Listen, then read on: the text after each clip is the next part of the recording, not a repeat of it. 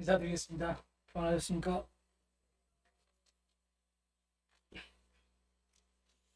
예, 오늘은 요한복음 19장 1절부터 16절까지 본문을 가지고 교제하도록 하겠습니다. 말씀 제목은 선택입니다. 어, 우리가 살면서 참 수많은 선택을 하면서 살아가고 있습니다. 이 선택에는 믿는 자든 믿지 않는 자든 동일하게 이제 이러한 선택들을 많이 하면서 살아가게 되는데요. 오늘 본문을 통해서 이제 이 선택에 대한 부분을 좀 교제를 하고자 합니다. 제가 어렸을 때에 이렇게 기억을 해보면 TV 광고 중에 전자제품의 광고였던 것 같은 기억이 나는데 순간의 선택이 10년을 좌우한다는 이런 말이 있었고 또 보면 이제 순간의 선택이 10년을 좌우하는 건 이제 전자제품 같은 경우에 이제 보통 10년을 쓴다고 가정했을 때 이제 이렇게 얘기를 할 수가 있고 또 다른 걸로는 또 순간의 선택이 평생을 좌우한다 이런 거는 어떤 경우죠? 배우자를 선택하는 경우에 이제 순간의 선택이 평생을 좌우하는 이러한 경우고 오늘 이 빌라도의 선택을 살펴보게 되는데 이 빌라도의 이 순간의 선택이 영혼을 좌우하는 이런 사례가 오늘 본문에 나와 있습니다. 빌라도의 선택에 대한 부분을 오늘 살펴보고 이 말씀을 통한 교훈을 얻고자 합니다. 먼저 오늘 본문 말씀을 영상으로 시청하도록 하겠습니다.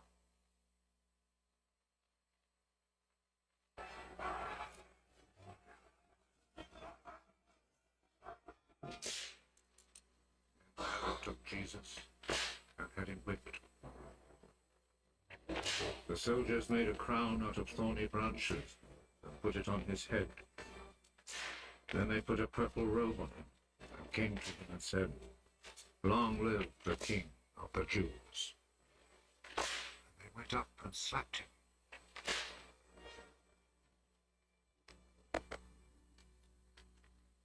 Pilate went back out once more and said to the crowd,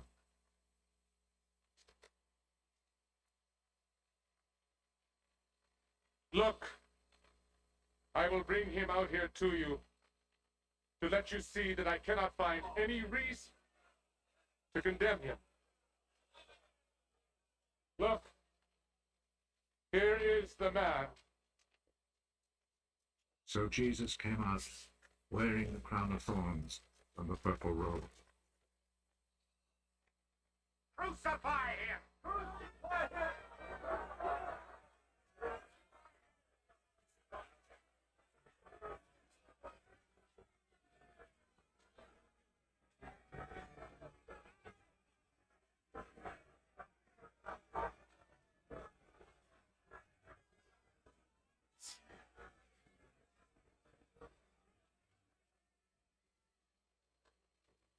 You take him then and crucify him. I find no reason to condemn him. We have a law that says he ought to die because he claims to be the Son of God.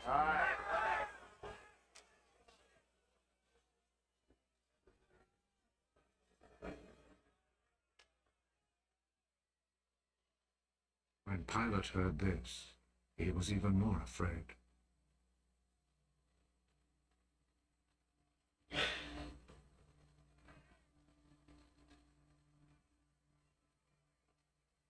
He went back into the palace and asked Jesus, Where do you come from? but Jesus did not answer. You will not speak to me. Remember, I have the authority to set you free and also to have you crucified. You have authority over me, only because it was given to you by God. So the man who handed me over to you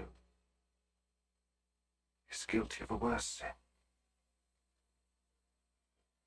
When Pilate heard this, he tried to find a way to set Jesus free. If you set him free, that means you are not the Emperor's friend.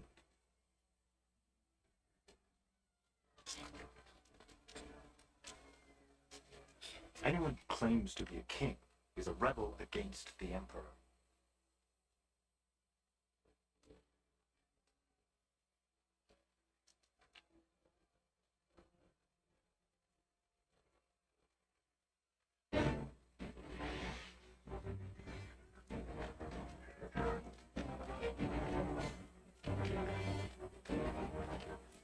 When Pilate heard these words, he took Jesus outside and sat down in the judge's seat in the place called the Stone Pavement. In Hebrew, the name is Gabbatha.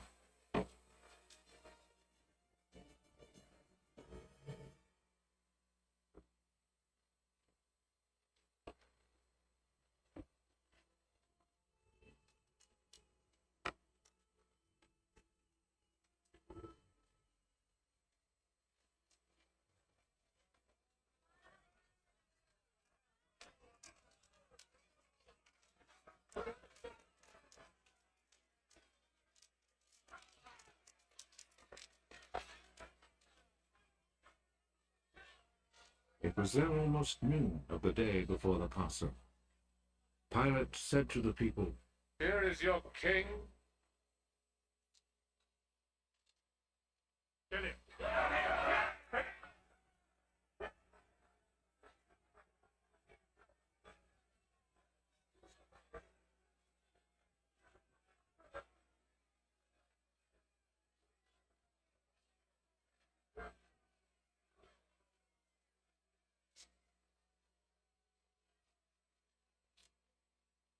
Do you want me to crucify your king? The only king we have is the Emperor. Then Pilate handed Jesus over to them to be crucified.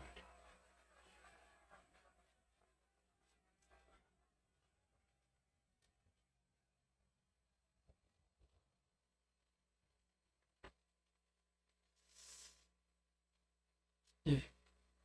오늘 본문 말씀에 대한 내용을 영상으로 시청을 했습니다. 오늘 본문은 이제 예수님의 십자가 처형의 이제 일부분에 해당이 되는데요.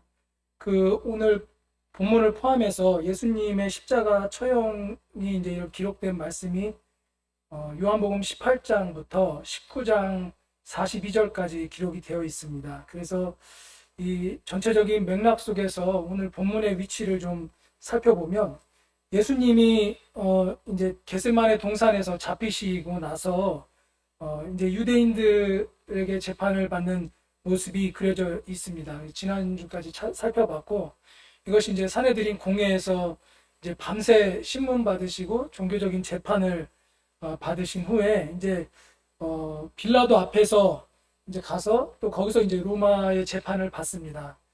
그것이 이제 지난주에 살펴봤던 마지막 부분이었는데 그 산헤드린 공회에서의 재판이 종교적인 재판이었다면 이제 지난주에 살펴봤던 것은 이제 빌라도 앞에서 정치적인 재판이 되고요.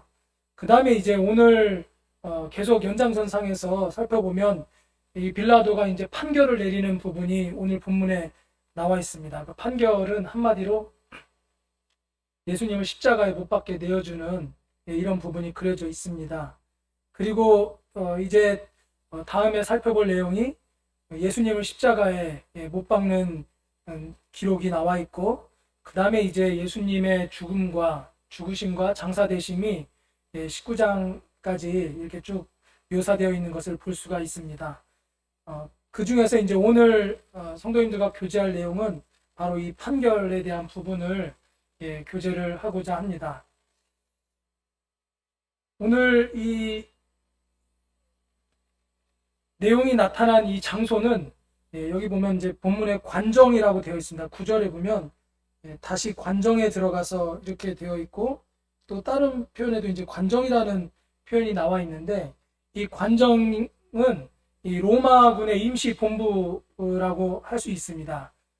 다시 말해서 주 본부가 아니라는 거죠. 그래서 주 본부는 가이사랴에 주둔하고 있었습니다. 그 가이사랴가 지도를 보면 이 현재 이스라엘 지도 중에 이 항구 도시 쪽에 있는 것이 이제 가이사랴인데 로마가 이제 이 식민지들을 이렇게 통치를 하고 지배를 하면서 마찬가지로 이 유대 지역을 이스라엘을 이제 정복을 하고 나서 이 이스라엘 백성들을 자극하지 않기 위해서 이 이스라엘 백성들의 이 주 도시가 이제 예루살렘이잖아요. 그래서 이 예루살렘을 거기를 장악을 해서 있으면 주병력이 거기 있으면 이 이스라엘 백성들에게 이제 자극이 되기 때문에 그런 자극을 주지 않기 위해서 주 병력은 이 예루살렘이 아닌 가이사랴 지방에 주로 이제 주 병력을 주둔하고 그 다음에 이제 예루살렘에는 약간의 이 700 내지 1000명 정도 되는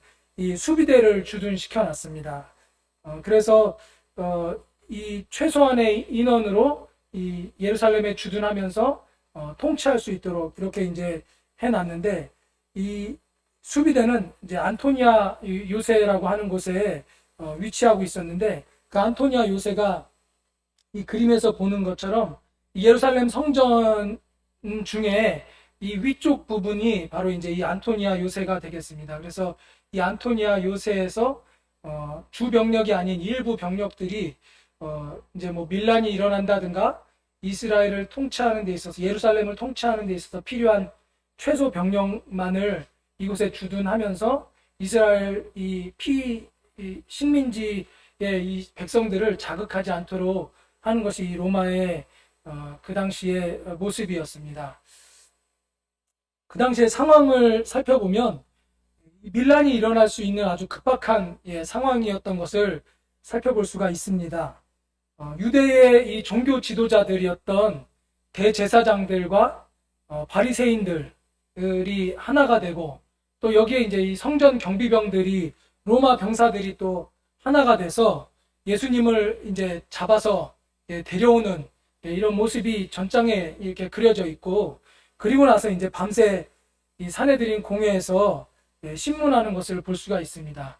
그래서 밤새 예수님을 이제 공회에서 이제 신문한 후에 새벽에 이제 로마 총독인 빌라도에게 데려와서 예수님을 십자가에 처형해 달라라고 이렇게 요구하는 이런 모습이 오늘 이제 살펴보면 나와 있습니다.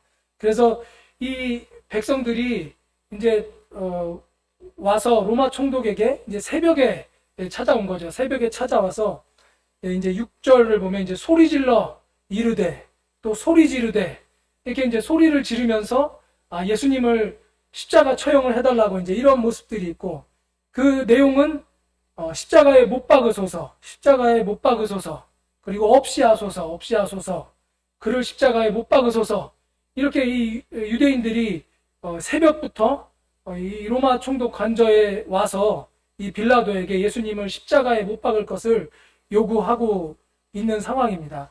그 당시의 상황을 보면 유월절의 예비일이기 때문에 이 유월절을 지키기 위해서 이 예루살렘으로 전국에서 모여든 유대인들이 상당히 많이 있는 것을 볼 수가 있고 그 많은 유대인들이 무리를 이루어서 예수님을 결박하고 새벽에 빌라도에게 와서 예수님을 십자가에 처형해 달라고 하는 이런 큰 소리를 내는 이러한 모습들이 밀란이 일어날 수 있는 아주 급박한 이런 상황이라고 생각을 해볼 수가 있겠습니다.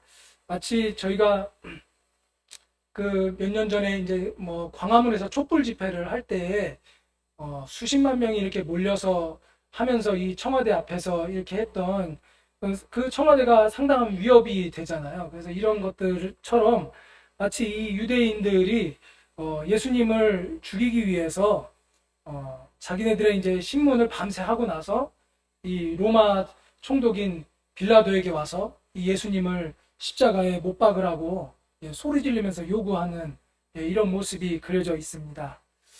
19장 14절에 보면 이때는 유월절의 예비일이면서 제6시라고 이렇게 되어 있습니다. 그래서 이 제6시는 몇 시인가 이런 상황을 좀 살펴보면 두 가지 가능성이 있는데, 첫 번째는 이 6시가 로마의 시간법을 따르면 아침 6시나 또는 저녁 6시가 됩니다. 왜냐하면 오늘날의 시간법이 로마 시간법을 그대로 따르기 때문에 6시라고 하면 6시라는 거고요. 오늘날의 6시가 아침 6시 아니면 저녁 6시가 있잖아요. 이렇게 해석이 될 수가 있고, 근데 유대의 시간법을 따르면 이 제6시는 정오를 의미하고 있습니다. 그래서 과연 이 6시는 몇 시인가를 좀 살펴봤을 때 저희가 고려해야 될 사항은, 먼저 요한복음이 기록됐을 때의 그 기록 연대입니다. 이 요한복음은 사복음서 중에서 이제 가장 마지막에 기록이 됐고, 예루살렘이 멸망된 이후에 기록되었습니다. AD 70년 이후에 기록되었기 때문에, 그리고 이 예수님이 왕으로 오신 분이다라는 것을 선포하는 이런 복음서이기 때문에 예루살렘이 멸망된 이후에 굳이 유대의 시간법을 따를 필요가 없었다라는 이런 가능성을 저희가 생각을 해보게 되면, 로마의 시간법을 따라서 기록했고, 그렇기 때문에 정오보다는 6시로 해석하는 것이 더 합당하다고 분별이 되어지고요. 그 다음에 또 하나는 마가복음 15장 25절에 보면 예수님이 십자가에 달린 시간은 제3시라고 되어 있습니다. 이 마가복음은 제3시는, 이것은 이제 로마 시간법이 아니라 유대 시간법을 따르고 있고, 이 유대 시간법에 의하면 이 시간은 아침 9시로 이렇게 해석이 됩니다. 그러면 저희가 제6시라고 한 이 6시는 저녁 6시가 아니라 아침 6시구나 라는 것을 알 수가 있고, 이것을 문맥상으로 쭉 연결해서 보면 아침 6시에 판결을 받으시고, 그리고 골고다 언덕에 오르셔서 아침 9시에 십자가에 달리셨다라고 해석하는 것이 합당한 분별이 되겠습니다. 그리고 또 하나 18장 28절에 보면 이 유대인들이 예수님을 관정으로 끌고 갔을 때에도 새벽이다라고 이렇게 기록되어 있습니다. 그래서 새벽에 로마 총독인 빌라도에게 예수님을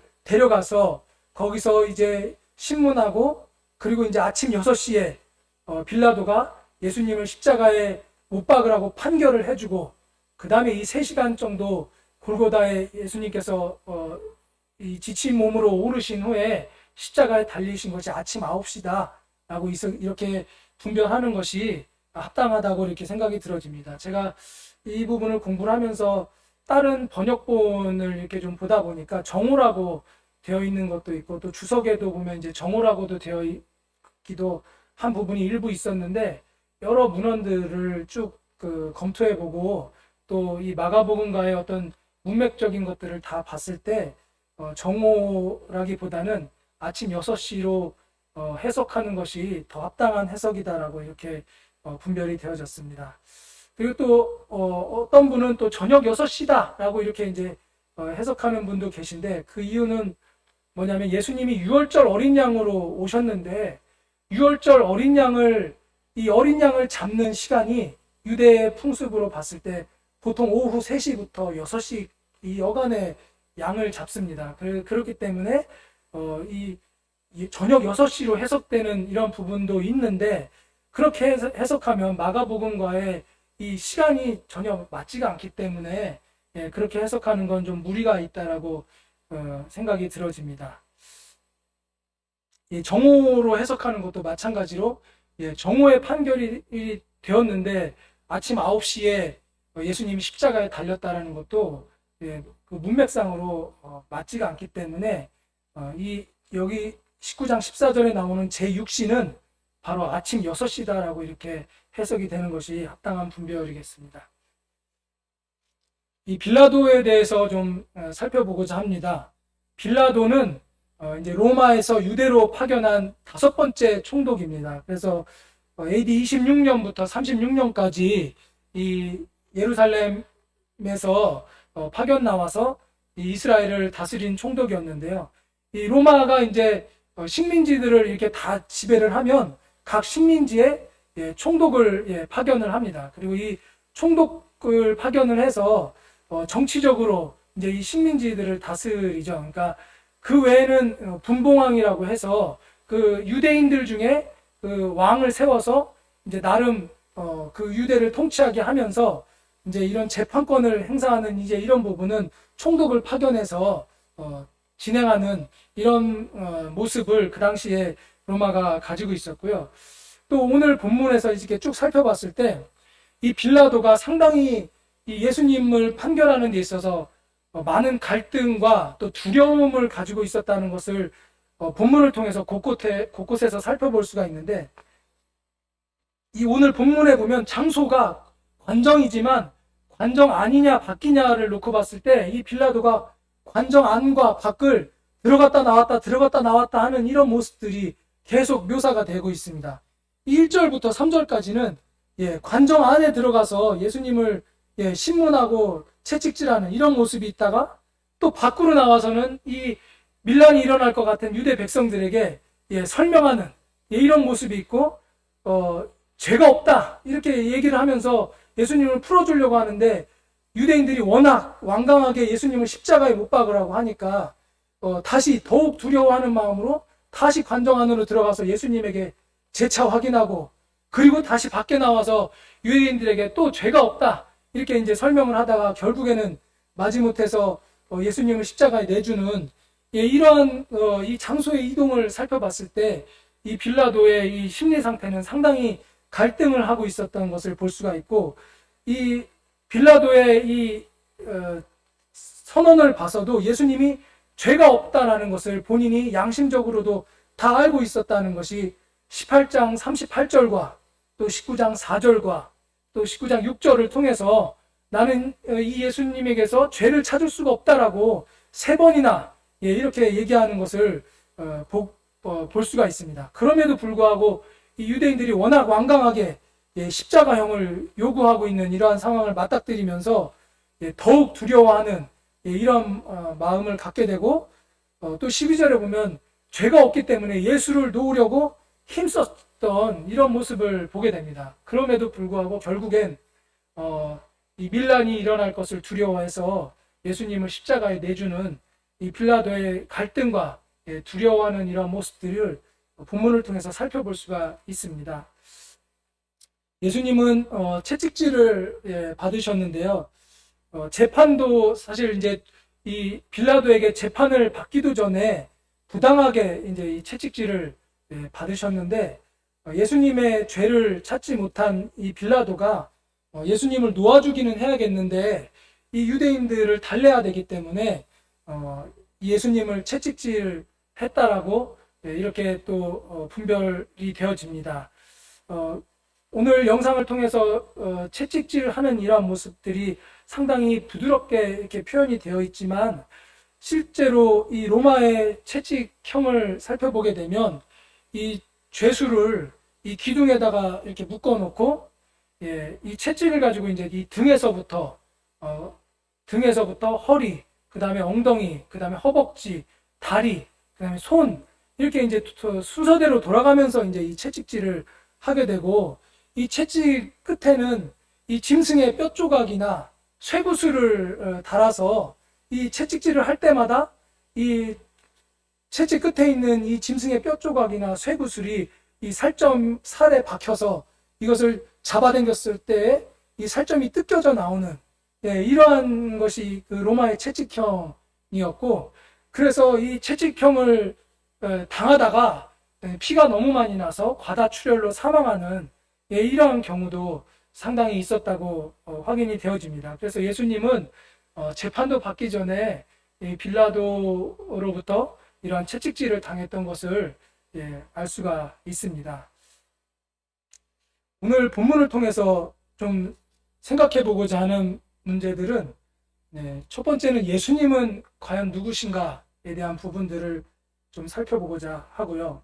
그 다음에 두 번째는 빌라도의 선택을 보면서 빌라도가 어떤 선택을 하였는가, 이것이 어떤 결과를 초래하는가, 이것에 대한 부분을 좀 살펴보고자 하고, 그러면 이런 것들을 살펴봤을 때 오늘날의 우리는 과연 어떤 선택을 하는 것이 합당한 것인가에 대한 부분을 좀 교훈을 살펴보고자 합니다. 예수님은 첫 번째, 예수님은 누구신가? 예수님은 크게 세 가지의 모습으로 해석을 해볼 수가 있는데요. 첫 번째, 예수님은 왕으로 오신 분이다. 다시 말해서 완전한 하나님이시다 라는 것을 알 수가 있습니다. 우리가 요한복음을 그동안에 쭉 살펴봤지만 이 예수님이 행하셨던 7가지의 표적들은 사람으로서 할 수 없는, 다시 말해서 완전한 하나님이시기 때문에 할 수 있는 이러한 표적들이라는 것을 알 수가 있고, 또 예수님께서 공생의 기간 동안에 하셨던 말씀들이라든가 예수님이 보여주셨던 행동들은 바로 이 예수님은 완전한 하나님이시다, 메시아이시다 라는 것을 저희는 살펴볼 수가 있습니다.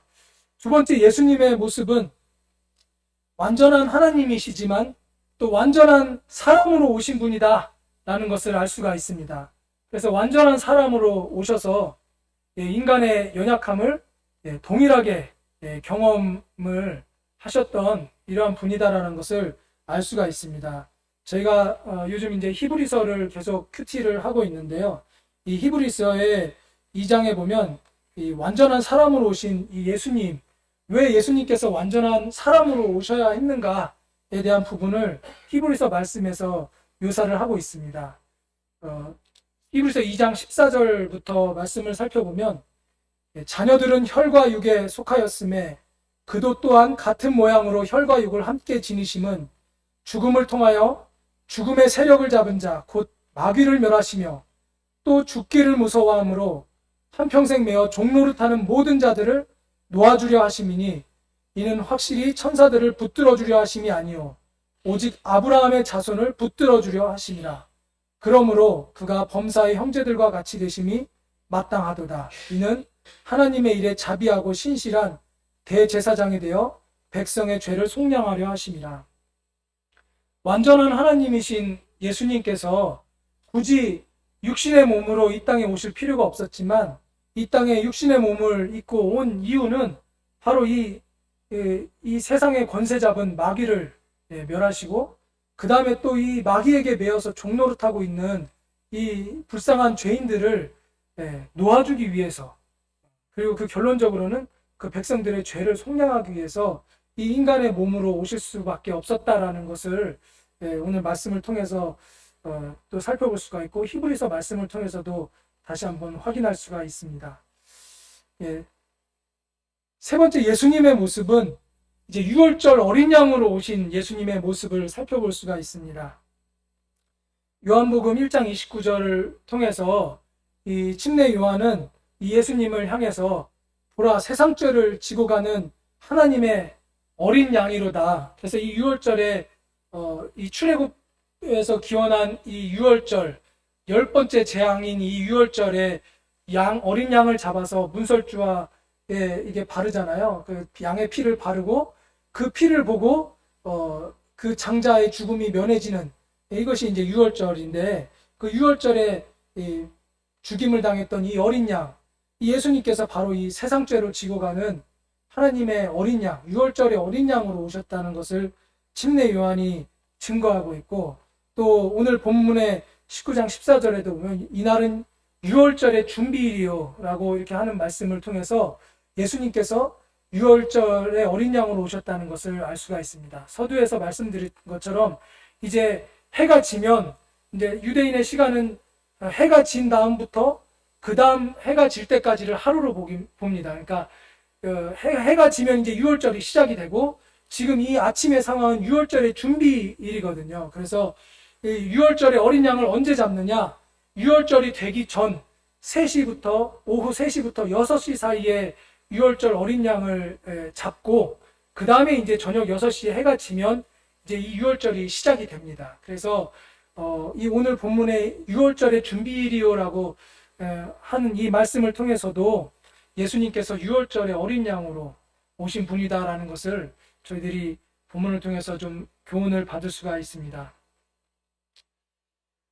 저희가 요한복음 1장 9절부터 11절까지의 말씀을 다시 한번 상기해 보면 오늘 본문과도 너무나도 동일한 이러한 상황이라는 것을 살펴볼 수가 있습니다. 요한복음 1장 9절부터 11절까지 배척당하신 예수님의 모습을 묘사하고 있는 모습인데요. 다 같이 한번 성도님들 읽어보겠습니다. 시작. 참빛 곧 세상에 와서 각 사람에게 비추는 빛이 있었나니 그가 세상에 계셨으며 세상은 그로 말미암아 지은 바 되었으되 세상이 그를 알지 못하였고 자기 땅에 오매 자기 백성이 영접하지 아니하였으나. 오늘 본문에 보면 이제 예수님께서 왕으로 오셨는데 예수님의 이름도 자기 백성을 저들의 죄에서 구원할 자라는 이런 이름의 뜻이 있는데, 이 예수님이 왕으로 예루살렘에 입성을 해서 이제 왔는데 이 백성들이 이 예수님을 배척하고 영접하지 않은 이 요한복음 1장의 이 서두 부분에 나온 이 말씀이 오늘 이 이루어지고 있는 이 모습과 너무나도 정확하게 맞아떨어지는 이러한 모습을 살펴볼 수가 있습니다. 이 빌라도는 어떤 선택을 했는가? 이 빌라도는 예수님이 죄가 없으신 님을 알았습니다. 그래서 아까 처음에 얘기한 대로 18장 38절에서 나는 그에게서 아무 죄도 찾지 못하였노라. 19장 4절에 내가 그에게서 아무 죄도 찾지 못한 것을 이렇게 이제 말씀하고 있고, 또 19장 6절에도 나는 그에게서 죄를 찾지 못하였노라. 그래서 이 빌라도의 양심상으로는 이 예수님에게서 자기는 아무리 봐도 죄가 없으시다라는 것을 빌라도는 알고 있었습니다. 알고 있었지만 이 빌라도의 행동은 그 아는 것과 달리 행동했다는 것이죠. 빌라도는 더욱 두려워한 마음에 이 진리를 알았지만 진리를 외면하고 현실과 타협하는 이런 선택을 했습니다.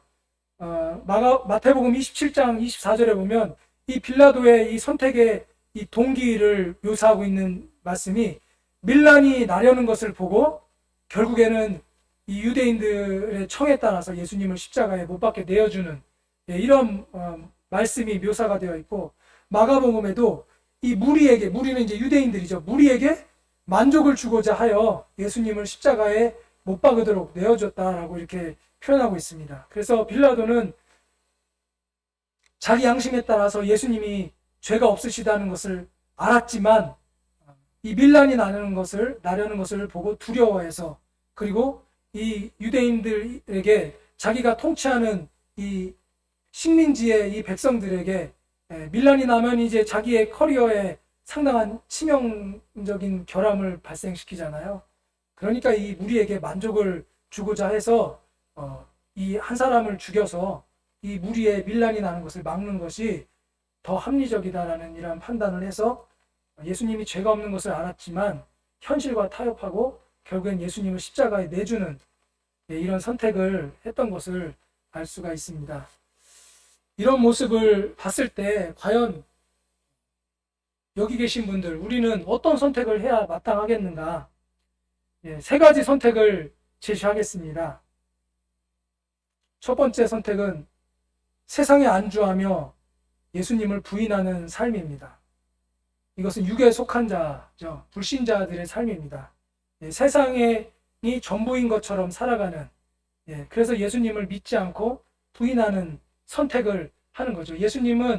하나님은 우리를 창조하시면서 로봇처럼 만들어 놓지 않고 이렇게 선택하실 수 있도록 우리 인간들을 창조하셨는데, 이제 이 선택의 몫은 우리에게 달려 있는 거죠.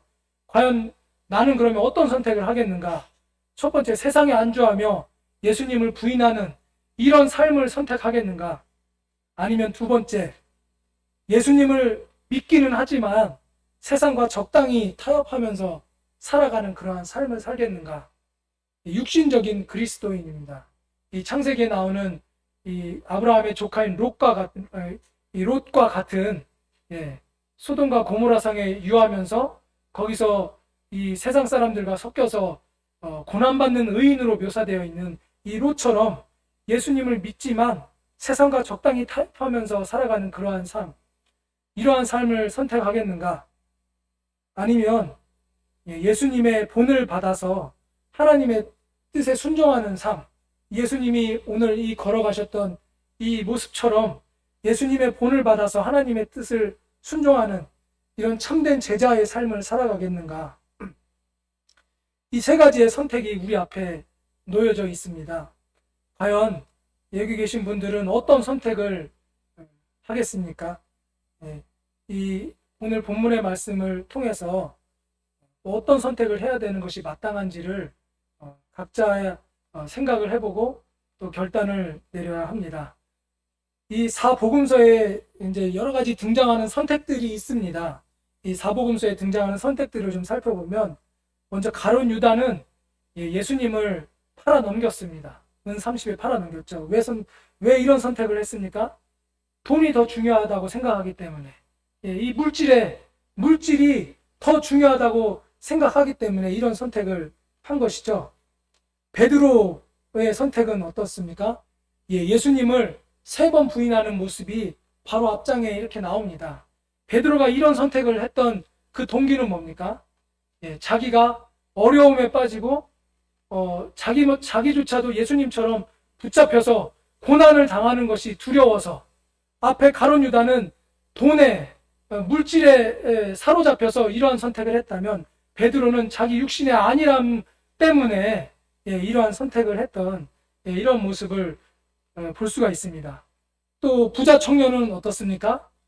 예수님에게 와서 나는 모든 것을 다 지켰습니다 라고 했을 때 예수님께서 너가 가진 재산을 팔아서 가난한 자들에게 나눠주고 너는 나를 쫓아라 이렇게 말씀하셨을 때 이 부자 청년이 재물이 많음으로 이 말씀을 듣고 근심하며 돌아갔던 이 부자 청년 역시도 물질이 자기에게는 예수님을 믿는 것보다 더 중요하기 때문에 이 물질을 택했던 이 부자 청년의 모습을 보게 됩니다.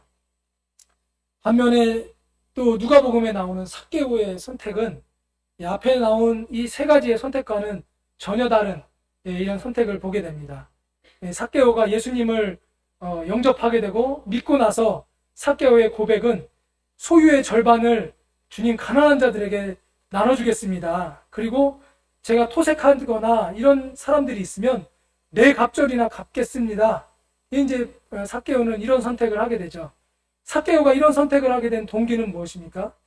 삭개오는 세리였지만 돈을 버는 것이 중요한 것이 아니라 예수님을 믿은 다음에 자기의 가치관이 이러한 돈에 있는 것이 아니라 이 예수님을 믿고 따르는 것에 있었기 때문에 이 부자 청년과는 반대로 부자 청년은 근심하면서 돌아갔지만 이 삭개오는 자기의 재산을 허비하면서라도 주님을 따라가겠다라는 이런 고백을 하는 것을 살펴볼 수가 있습니다. 과연 우리는 어떻게 하면 이런 삭개오와 같은 이런 선택을 할 수가 있을까요?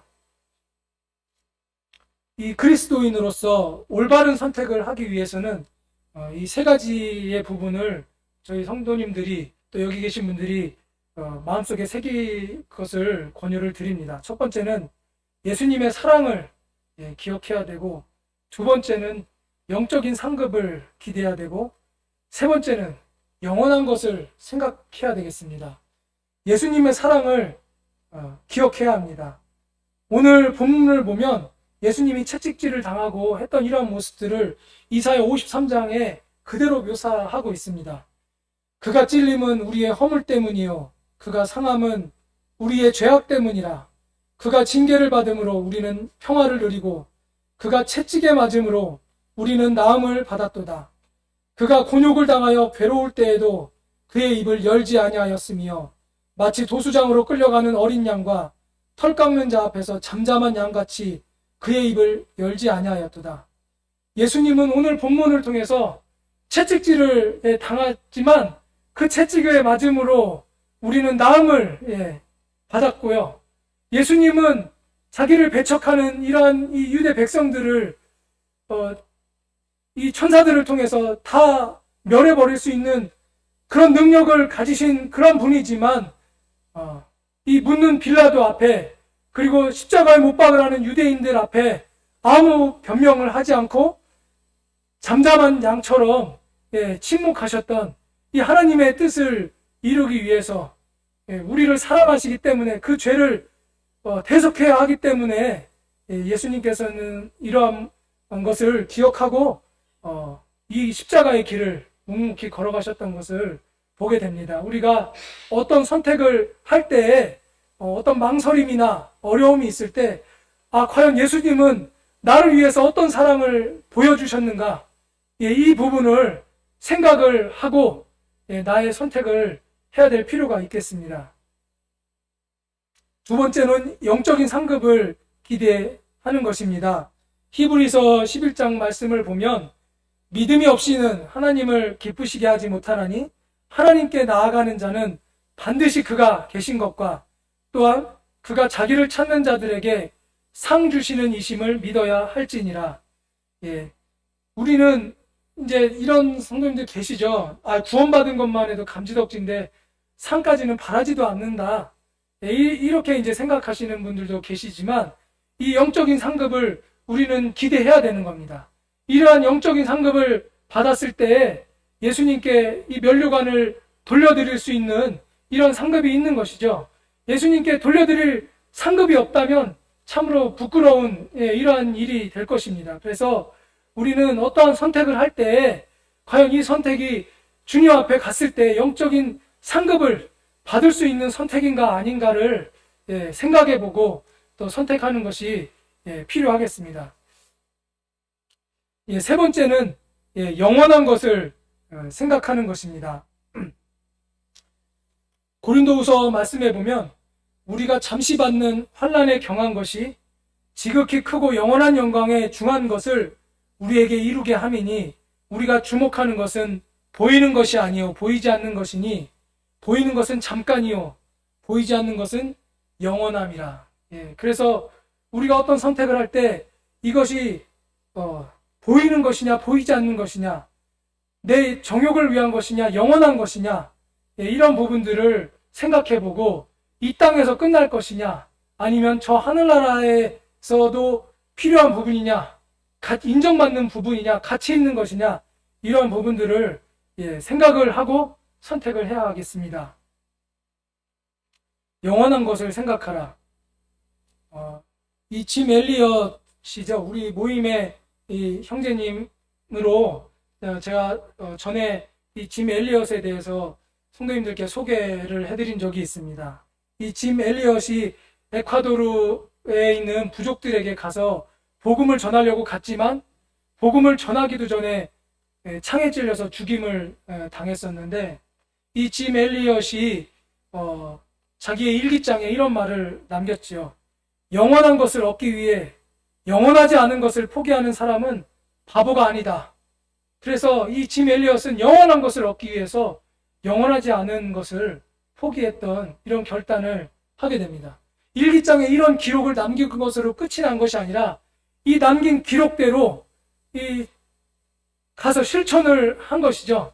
빌라도는 이러한 사실을 알았지만 반대로 행동했다면 이 짐 엘리엇은 자기의 일기장에 자기가 분별한 대로 실제 삶의 모습도 그렇게 나갔던 것을 볼 수가 있습니다. 비록 복음도 전해보지 못하고 창끝에 찔려 죽었지만 그 다음에 이 짐 엘리엇의 아내와 그 일행이 가서 이 부족들에게 복음을 전했을 때 그 부족의 온 사람들이 주님을 믿고 이 부족의 이 예수님을 영접했던 것처럼 이 영원한 것을 얻기 위해서 영원하지 않은 목숨을 버렸던 이 짐 엘리엇의 선택을 우리는 살펴보고 교훈을 얻을 필요가 있습니다. 우리가 국내에서 일하는 외국인 노동자들의 모습을 생각해 보면 그 분들이 어떻습니까? 월급을 타면 어떻게 하죠? 자기가 우리나라에서 살 수 있는 최소한의 비용만 남겨두고 다 어떻게 합니까? 자기가 속해 있는 고국에 다 보내죠. 거기에 있는 가족들을 위해서 다 보냅니다. 자식들을 위해서. 왜 그렇죠?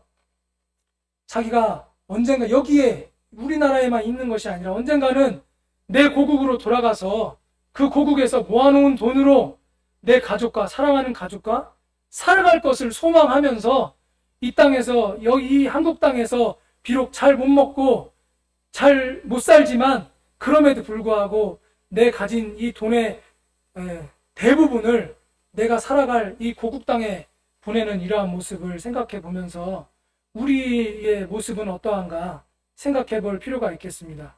우리의 시민권은 하늘에 있다라고 고백을 하면서 과연 그러면 우리는 우리의 물질과 시간과 노력과 열정과 에너지와 이런 것들을 과연 나는 어디에다가 투자하고 있는가?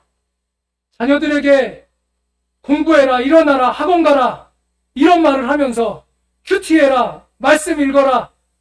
과연 이러한 것에 대한 잔소리는 얼마나 하고 있는가? 과연 우리의 말과 행동은 이 행동의 말을 따라가고 있는가? 이 생각이 따라가고 있는가? 말씀을 추구하고 한다고 하면서 과연 나의 삶과 행동은 이 말씀을 따라가고 있는가? 어떠한 선택을 해야 되는가? 이러한 부분들을 저희가 생각을 해볼 필요가 있겠습니다. 그래서 오늘 말씀을 교제하면서 제가 생각했던 주제는 그리스도인의 참된 선택입니다. 그리고 중심 사상은 그리스도인의 참된 선택은 예수님을 본받아 하나님의 뜻에 순종하는 삶이다 라고 이렇게 요약을 해볼 수가 있겠습니다. 이상으로 오늘 말씀 교제를 마치도록 하겠습니다.